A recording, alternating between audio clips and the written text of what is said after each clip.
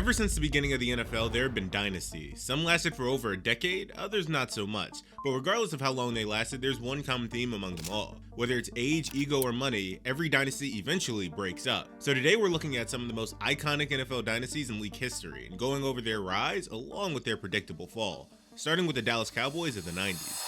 After years of decline in the 1980s, the Dallas Cowboys were a mess. They'd finished just 3-13, their worst season in decades. But in 1989, everything changed when oil tycoon Jerry Jones bought the team and immediately made a controversial move.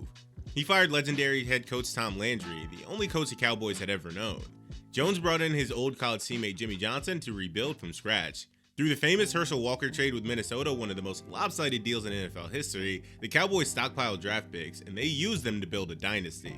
In 1989, they drafted Troy Aikman first overall. The next year, they traded up to grab Emmitt Smith in the first round. Since they already had Michael Irvin, the triplets were born. Add in an elite offensive line featuring Larry Allen, Eric Williams, and Mark Stepnoski, plus a defense anchored by Charles Haley and eventually Deion Sanders, Dallas became unstoppable. From 1991 to 1995, the Cowboys dominated. They won 3 Super Bowls in 4 years, 92, 93, and 95. They appeared in 4 straight NFC Championship games. Aikman was efficient and clutch, Smith became the NFL's all-time leading rusher, Irvin was the big play threat who could take over games, and they were the most complete team in football. But the dynasty didn't last, and it all started with ego. Jerry Jones wanted all the credit for the success. He'd bought the team, made the moves, and felt like he deserved recognition. Jimmy Johnson, meanwhile, was the football genius who built the roster and coached them to back-to-back championships. The tension boiled over, and after winning Super Bowl 28 in January of 1994, Johnson was out.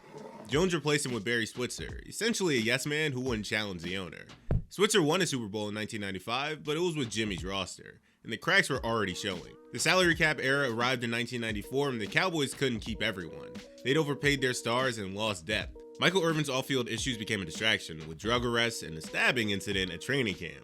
Emmitt Smith held out for a new contract in 1993, and by the late 90s, age caught up to him. Troy Aikman suffered repeated concussions that eventually forced him to retire after the 2000 season. Jones cycled through coaches after firing Switzer in 97, Chan Gailey, Dave Campo, but none of them replicated the success. They haven't reached an NFC Championship game since 1995, and this year they were eliminated from the playoffs, so that drought will continue. The dynasty that burned so bright for 5 years collapsed under the weight of ego, money, and Jerry Jones' need to prove that he was a football genius. Now going back a couple of decades, we have another crazy dynasty in the Pittsburgh Steelers of the 70s, aka the Steel Curtain. Before the 1970s, the Pittsburgh Steelers were one of the NFL's biggest jokes. They'd been around since 1933 and had never won a championship. But in 1969, head coach Chuck Noll arrived and changed everything. His drafting was absolutely legendary, especially the 1974 class, which brought in Lynn Swann, John Stallworth, Jack Lambert, and Mike Webster, all 4 in the Hall of Fame. But the foundation was already being laid. In 1969, Noll drafted defensive tackle Mean Joe Green, who became the cornerstone of what would be the Steel Curtain defense. Over the next few years, they added L.C. Greenwood, Dwight White, and Ernie Holmes to complete the defensive line. Then came the linebackers in Lambert and Jack Ham, plus defensive backs Mel Blount and Donnie Shell. This wasn't just a good defense, it was the most feared unit in NFL history. On offense, Terry Bradshaw was drafted in 1970. He struggled early, but by the mid-70s, he evolved into one of the league's best quarterbacks. Franco Harris provided the steady ground game, and once Swann and Stallworth arrived, the Steelers had everything. From 1974 to 79, Pittsburgh won 4 Super Bowls in 6 years. They became the first team in NFL history to win 4 championships. The Steel Curtain defense absolutely smothered opponents. It was dominance on a level the league had never seen. But by the early 80s, the dynasty had crumbled. The core players who had carried them were all hitting their 30s. Joe Green retired after 81, Jack Lambert's toe injury forced him out in 84, Mel Blount retired in 83, and the Steel Curtain, the backbone of the dynasty, was gone. Terry Bradshaw's elbow injuries became unbearable. He played through the pain for years, but by 1983, he just couldn't throw anymore and retired. The Steelers had no succession plan at quarterback. They missed on draft picks and couldn't find Bradshaw's replacement, mostly because they refused to take Dan Marino in 1983. The Rooney family who owned the team stayed loyal to Noll, maybe a bit too long. He coached until 1991, but the Steelers were mediocre most of the 80s. The Steel Curtain dynasty ended not with a bang, but with a slow fade. It would take until the late 90s under Bill Cowher for Pittsburgh to return to prominence. We have to mention the dynasty to start all NFL dynasties in the Green Bay Packers. Their coach is literally the reason it's called the Lombardi. The Green Bay Packers in the 1960s were the blueprint for every dynasty that followed. When Vince Lombardi arrived in 1960, he brought discipline, structure, and an obsession with perfection. His famous quote, "Winning isn't everything, it's the only thing," defined the era. Lombardi built a powerhouse, Bart Starr at quarterback, Paul Hornung and Jim Taylor in the backfield, and a dominant offensive line. On defense, Willie Davis and Ray Nitschke anchored a unit that was just as physical and relentless. From 1961 to 1967, the Packers won 5 NFL championships in 7 years, including the first 2 Super Bowls. They beat the Chiefs in Super Bowl I and the Raiders in Super Bowl II, cementing their place as the league's gold standard. Starr won MVP in both games, calm and efficient under pressure. But the dynasty ended almost as quickly as it began. After Super Bowl II in January 1968, Vince Lombardi stepped down as head coach. He stayed on as general manager for a year before leaving Green Bay entirely to coach the Washington Redskins in 1969. Without Lombardi, the Packers had no identity. The roster was aging. Starr, Taylor, and Hornung were all past their prime. There was no succession plan, no young talent to take over. The Packers won 6-7-1 in 1968, their first losing season in a decade. By 1970, the dynasty was over. The Packers wouldn't return to the Super Bowl for nearly 25 years. Lombardi's departure, combined with an aging roster and no plan for the future, ended the NFL's first true dynasty. And it's probably forgotten now because this team has just been awful for decades, but the Miami Dolphins had a dynasty once as well. The Miami Dolphins of the early 1970s built one of the NFL's shortest but most perfect dynasties. When head coach Don Shula arrived in 1970, he completely changed the franchise, and within 3 years, he turned them into champions. The Dolphins were built on a dominant ground game and an unshakable defense. Larry Zonka was a bruising fullback who punished defenders. Jim Kick was a versatile back who could block and catch. Mercury Morris brought speed. Together they formed the most punishing rushing trio the league had ever seen. Quarterback Bob Greasy managed the offense efficiently, rarely making mistakes. On the defense, the no-name defense, led by linebacker Nick Buoniconti and defensive tackle Manny Fernandez, smothered opponents. They weren't flashy, but they were relentless. From 1971 to 1973, Miami reached deep in the playoffs, winning back-to-back championships in 72 and 73. Their 72 season remains unmatched in NFL history. Perfect season, 17-0. In 1973, they proved it wasn't a fluke, going 12-2 and dominating the playoffs. Zonka earned Super Bowl MVP, and Shula cemented his legacy as one of the greatest coaches of all time. But the dynasty ended abruptly, and it all came down to money. In 1974, the World Football League launched as a rival to the NFL, offering massive contracts to lure star players. Zonka, Kick, and wide receiver Paul Warfield all signed deals to leave Miami after the 1974 season. The Dolphins lost their offensive firepower overnight.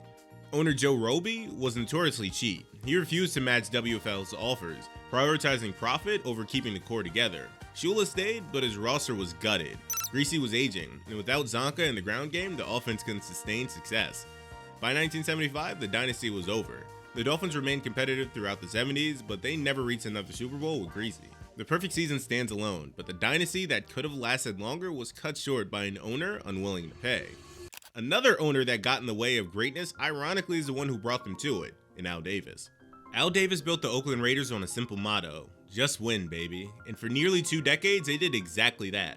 From 1967 to 1985, Raiders posted 16 straight winning seasons, won 3 Super Bowls, and became one of the NFL's most feared franchises. The dynasty had multiple eras. In the early 70s, quarterback Ken Stabler led a dominant team that won the Super Bowl in 1976, crushing the Vikings 32-14, a team we'll be getting to a little bit later. The Raiders were built on toughness, Fred Bilendikov's precise route running, tight end Dave Casper's reliability, and a defense featuring Jack Tatum, Ted Hendricks, and Howie Long that intimidated everyone. In 1980, the Raiders became the first wildcard team to win a Super Bowl, led by Reclamation Project quarterback Jim Plunkett. Then in 1982, the team relocated to Los Angeles, and the success continued. Running back Marcus Allen dominated, capped by his iconic 74-yard touchdown run in the Super Bowl. But the dynasty didn't last, and Al Davis was a big reason why. Davis was a brilliant football mind, but his ego and need for control destroyed the team. His most infamous move was his feud with Marcus Allen. Davis accused Allen of faking injuries and benched him in favor of Bo Jackson. The relationship became so toxic that Allen eventually left for Kansas City. Davis's obsession with speed led him to make questionable personnel decisions, drafting fast players who couldn't actually play football. Tom Flores, who'd won 2 Super Bowls, left in 1987. Davis meddled constantly, overruling coaches and making decisions based on his own outdated philosophies. The roster aged, Plunkett retired, the defense declined, and there was no plan to rebuild. The Raiders wouldn't reach another Super Bowl until 2002, long after the glory days had faded. Al Davis built the dynasty, but his ego helped tear it down. Ego didn't ruin this one, but mostly pain and agony with the Buffalo Bills of the 1990s. The Buffalo Bills of the early 1990s accomplished something no team had ever done before. They made it to 4 straight Super Bowls, but they also did something no team wants to be remembered for. They lost all 4. Head coach Mark Levy built a powerhouse around quarterback Jim Kelly and the K-Gun offense, a no-huddle attack that kept defenses on their heels. Kelly had weapons, running back Thurman Thomas, who could run and catch, and wide receiver Andre Reed, one of the most reliable targets in the league. On defense, Bruce Smith anchored a unit that would dominate when it mattered. From 1990 to 1993, the Bills were the AFC's best team. They went 49-15 in the regular season during that stretch and went 9-0 in the playoff games against AFC opponents. They were unstoppable until they reached the Super Bowl. In the first Super Bowl they reached, they lost to the Giants 20-19 on Scott Norwood's wide right field goal attempt. It was heartbreaking, but the Bills came back the next year. In the next Super Bowl, they lost to Washington 37-24. Then back-to-back blowout losses to the Dallas Cowboys 52-17 and then 30-13. 4 straight losses. The psychological toll was devastating. Jim Kelly battled injuries throughout the 90s. Knee problems slowed him down, and by 1996 he retired. Thurman Thomas, who had been the engine of the offense, lost his explosiveness as he aged. By the mid-90s, he wasn't the same player.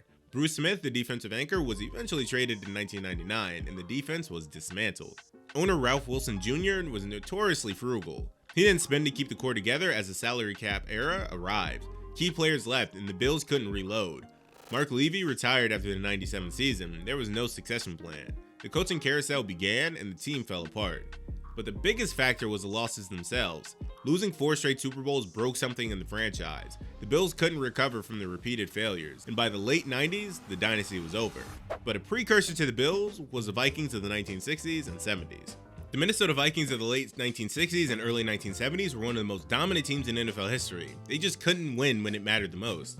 When head coach Bud Grant arrived in 1967, he built a powerhouse around the Purple People Eaters defense, one of the most feared units the league had ever seen. Defensive end Carl Eller, defensive tackle Alan Page, defensive end Jim Marshall, and defensive tackle Gary Larson formed a line that terrorized quarterbacks. In 1969, all 4 starters made the Pro Bowl, the only defensive line in NFL history to accomplish that feat. Page won NFL MVP in 1971, being the first defensive player to ever win the award. Marshall holds the record for most career fumble recoveries with 30 and played in over 300 consecutive games. The Vikings credit the Purple People Eaters with over 447.5 sacks combined throughout their careers. On offense, quarterback Frank Tarkenton was a scrambling machine who could extend plays and make something out of nothing. Running back Chuck Foreman and wide receiver John Gilliam gave the Vikings balance. From 1968 to 1977, Minnesota was the NFC's most consistent team. They reached 4 Super Bowls in 7 years. They lost all 4. They fell to the Chiefs 23-7 in the first Super Bowl, the Dolphins 24-7 in the next, the Steelers 16-6, and then the Raiders 32-14. Going 0-4 in Super Bowls took a psychological toll. The Vikings couldn't get over the hump, and eventually the dynasty crumbled. The Purple People Eaters aged out. Alan Page was traded to the Bears in 1978. Jim Marshall and Carl Eller retired by the early 80s. The defense that carried them was gone. Fran Tarkenton retired after the 78 season, and the Vikings had no succession plan at quarterback. The roster turned over, and without championships to show for their dominance, the dynasty faded. The Purple People Eaters remain one of the greatest defenses ever. They're remembered as a team that couldn't win the big one. Some team who won the big one multiple times but never gets mentioned for some reason is the Redskins of the 80s and the early 90s. The Washington Redskins of the 1980s and the early 90s built one of the most underrated dynasties in NFL history. From 82 to 91, they won 3 Super Bowls in 10 years, and they did it in one of the most unique ways possible. Head coach Joe Gibbs won each championship with a different starting quarterback. Joe Theismann in 82, Doug Williams in 87, and Mark Rypien in 91. No other franchise has ever done that. The foundation of the dynasty was the offensive line, known as the Hogs. Russ Grimm, Joe Jacoby, Jeff Bostic, Mark Schlereth, and Mark May, giving Washington a physical identity that wore down defenses. Behind them, running backs like John Riggins, Ernest Biner, and Gerald Riggs punished opponents. On the outside, receivers Art Monk, Gary Clark, and Ricky Sanders gave the offense explosive balance. Defensively, Washington was built on toughness. Darrell Green, one of the fastest cornerbacks ever, and defensive end Charles Mann kept the unit strong even as the rosters turned over. Gibbs' system was the key. He adapted to his personnel and found ways to win no matter who was under center. In 1982, during a strike-shortened season, Riggins carried the load, rushing for over 600 yards in 4 playoff games.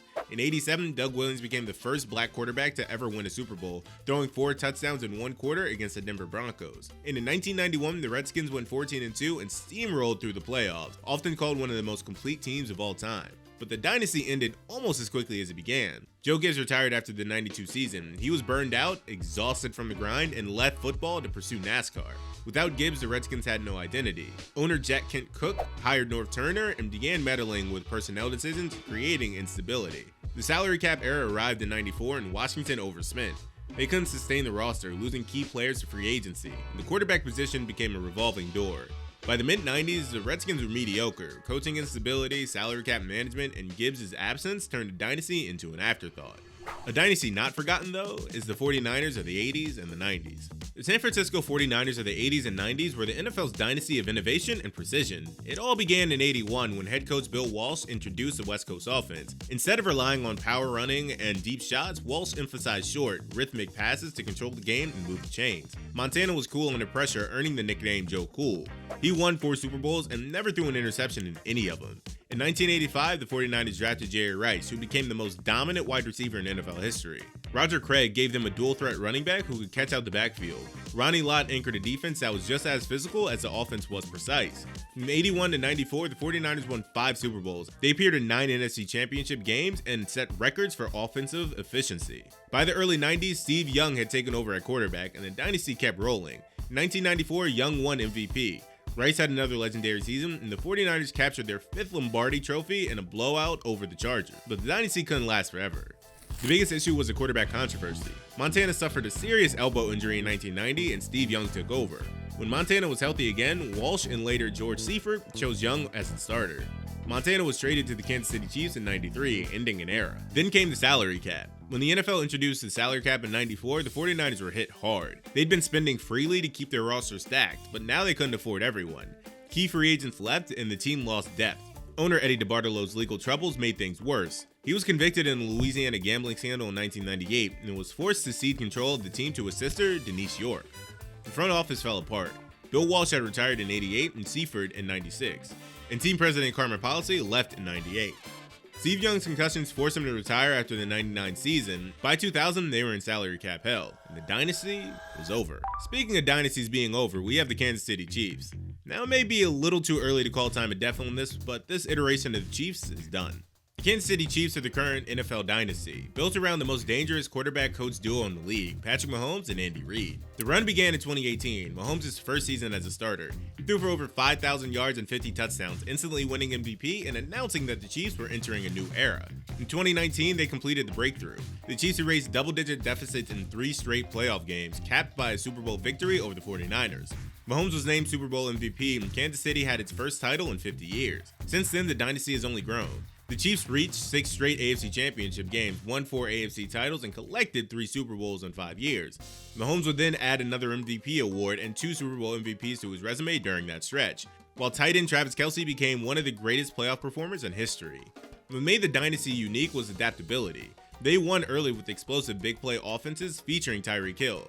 Then when defenses adjusted and Hill was traded to Miami in 2022, they transitioned to a more patient, methodical style. But now, the cracks that we're showing has broken the seam. In the 2025 season, everything fell apart. Patrick Mahomes suffered a torn ACL and LCL in his knee during a loss to the Chargers. Travis Kelce, now 35 years old, has clearly declined. His production is down, and many are calling him washed. He's no longer the dominant force he once was, and the offense has struggled without a reliable safety valve. For the first time in 10 years, the Chiefs will miss the playoffs entirely. They're currently 6-9 after losing to the awful Tennessee Titans, their worst record since Mahomes became the starter. The roster is aging. Chris Jones, Kelce, and others are in their 30s. The window is closing fast. This could collapse quickly. Right now, the Chiefs dynasty is on life support. But while the Chiefs dynasty collapse may be premature, the Patriots iteration of the 2000s is done. No dynasty in NFL history was longer, more controversial, or more dominant than the New England Patriots under Bill Belichick and Tom Brady. It started in 2001 when a 6th round pick out of Michigan stepped in for Drew Bledsoe after his injury. By the end of the year, Brady was holding the Lombardi Trophy, launching nearly 2 decades of control over the NFL. Across 18 seasons, the Patriots went to 9 Super Bowls, winning 6 championships. They posted 16 division titles, set the standard for regular season consistency, and reinvented themselves multiple times to stay ahead of the league. Early on, they were a defensive juggernaut built around names like Ty Law, Willie McGinnis, and Ted Bruschi. Then in the mid-2000s, Brady evolved into an MVP quarterback, leading explosive passing attacks with Randy Moss, Wes Welker, Rob Gronkowski, and Julian Edelman. The Patriots had iconic moments: the tuck rule game, Adam Vinatieri's clutch kicks, the undefeated 2007 season that ended one win short, Malcolm Butler's goal line interception, and the 28-3 comeback. They weathered controversies like Spygate and Deflategate and kept winning. From 2001 to 2018, they were the team everyone measured themselves against. But even the greatest dynasty had to end. The biggest issue was the Brady versus Belichick power struggle. Brady wanted more say in personnel decisions and felt he'd earned it. Belichick wanted total control and believed no player was bigger than the system. Owner Robert Kraft was caught in the middle, but he sided with Brady more often than not until the end. In 2017, the tension exploded over Jimmy Garoppolo. Belichick wanted to trade Brady and build around a younger quarterback. Kraft forced Belichick to trade Garoppolo to San Francisco instead, keeping Brady as the starter. Rob Gronkowski retired after the 2018 season, taking away Brady's best weapon. The offense declined, and Brady grew frustrated with the lack of talent around him. The Patriots lost to the Tennessee Titans in the wild-card round off of a Brady pick-6. The dynasty was over. After the season, Brady entered free agency for the first time in his career. He left for Tampa Bay and immediately won a Super Bowl in 2020, proving it wasn't just Belichick's system that made him great. Belichick stayed in New England but struggled without Brady. Bad drafts, salary cap mismanagement, and an inability to find a franchise quarterback doomed the post-Brady era. 20 years of dominance ended in divorce, ego, and decline. And so there you have it, the collapse of the major NFL dynasties. Thanks for watching, subscribe if you're new, and click the video above if you like some of the content.